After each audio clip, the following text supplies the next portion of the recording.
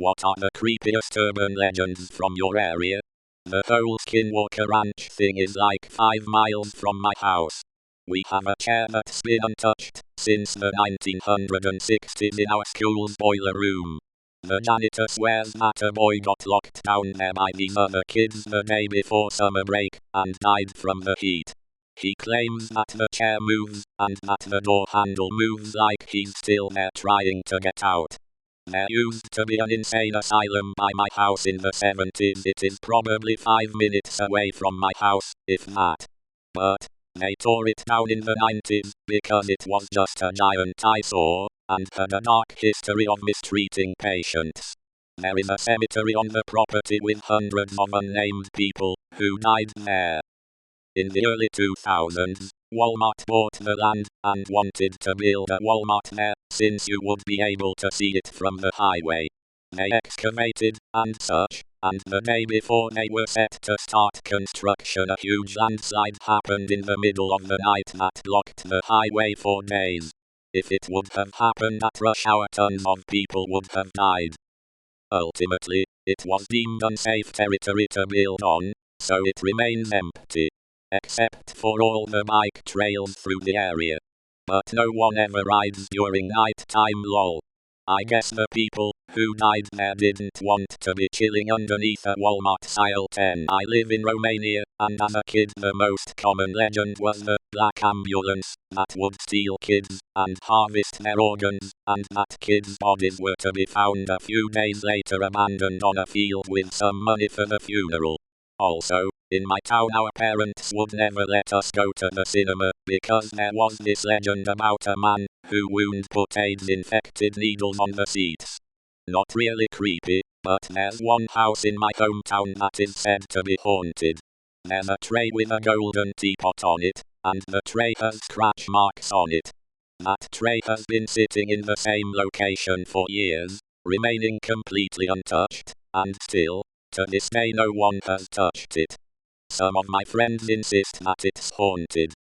There's also an urban legend about how an electrician, or someone with a similar job, fell off of a ladder while setting up one of the lights in the middle school gym.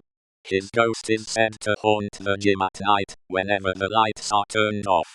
A beggar/homeless man in bar, VT. I've met him, but I can't remember his name. He was just a rough-looking 40Y/O guy that wasn't all there, and he would dance if you gave him any money. He was usually sort of out of it, but he wasn't drunk or anything. He may have just been mentally worn out from drugs. People in town insisted that while he stayed on the local shelter to sleep at night, his family was actually rich. They said he pretended like he was fried, and that he knew Shakespeare and was way smart. I heard he stayed in shelters to spite his family after an argument he had with his dad 20 years before about a mysterious death in the family. I can't remember the whack name he got, but locals feared and respected him just by his reputation. I want to say it was the Dancing Daddy, or something similar. Black shucks. Big, black, ghostly/demonic dogs with glowing red eyes that are supposed to be omens of death. They generally appear on roads at night. There's apparently a few around town, and some drag chains too. Also one is actually a bear, but I have no idea why we have a ghostly demonic bear, because we don't even have normal bears in this country. Not my current area, but one of the primary schools I went to had a few trees in the back corner of the field with a mountain of dirt. There were rumors that it was haunted with horses, of all things lol. There was one black horse that was evil. And if you sat under the trees and closed your eyes, you could hear the horses. It wasn't until I was older that I found out the school was built on an old racing ground, and it closed down after one of the jockeys poisoned a competitor's black horse. There's one that I'm actually connected to. There was this friend I had in 3rd grade. He was cool, and we had a lot of the same interests. He always sat with me at lunch, and played with me during recess. One day he was acting weird. He said that there were bugs in his brain. I asked him if he was okay, but he never responded. I didn't see him at lunch, or recess either. He didn't come to school for 3 days, so I asked the teacher what happened to him, and she just said it's not your business. I never saw him again. Afterwards, other kids in my class started making up bullshit stories about how he ran into the woods and drowned in the lake, or got kidnapped by an escaped convict, and as his friend I was obviously very offended by these kids making horror stories out of this guy I really cared about. Now 10 years later, the kids in my town are still perpetuating these myths. I just think it's crazy that this generation of kids who were literally infants when this happened are still talking about it like it's an urban myth. None of them know the true story, and neither do I, but they sure as hell don't know that I knew this kid, who they believe these legends about. We have 3 mysterious men in a car called the Guardians, yes that's what we call them, along Montana Highway 464. People have told experiences where they have car trouble, and 3 men in a car drive up and help them out. Other people talk about headlights that disappear in places where they shouldn't disappear. We also have a Native American in a jean jacket and jeans who materializes in front of cars before they can swerve out of the way. When the driver checks for a victim, nobody is found. We had one called Joey the Clown. Nearby is a disused Victorian railway, which has been transformed into a 20-ish mile path for people to walk, jog, cycle etc., and links different parts of the city, just as the rail line would have. Before that it was just disused, and didn't have tarmac, or anything. Just mud, grass and there were no gates in the side doors of the tunnels. The tunnels are really dark in there, and we used to hang around in there when we were kids. We became aware of the urban legend of Joey the Clown, who was a lunatic, who ran away from the circus, kidnapped a baby, and hanged it by its feet upside down from one of the pipes above the tunnel right into the path of an oncoming locomotive, which he also jumped in front of. Rumors still persist that people have seen Joey's ghost in the tunnels, and if you were brave enough to go in the tunnel at night you would hear him laugh, hear a baby cry, and the sound of the locomotive. My mother uses this to her advantage when I was a kid though by telling my sisters and I that Joey the Clown preys upon children who wear odd socks and who refuse to wear clean underwear. So of course we'd all be wearing matching socks and make sure we had pristine underwear on when we ventured down to the old railway. This isn't an urban legend, but it might as well be.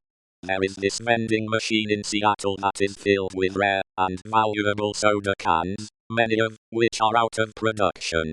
Nobody knows who stocks the vending machine, and the one time it needed repairs, nobody saw who took it to get repaired. We have little people, like 6 in tall, that live in our forests. They stay well hidden unless you're all by yourself and vulnerable, then they like to mess with you for fun.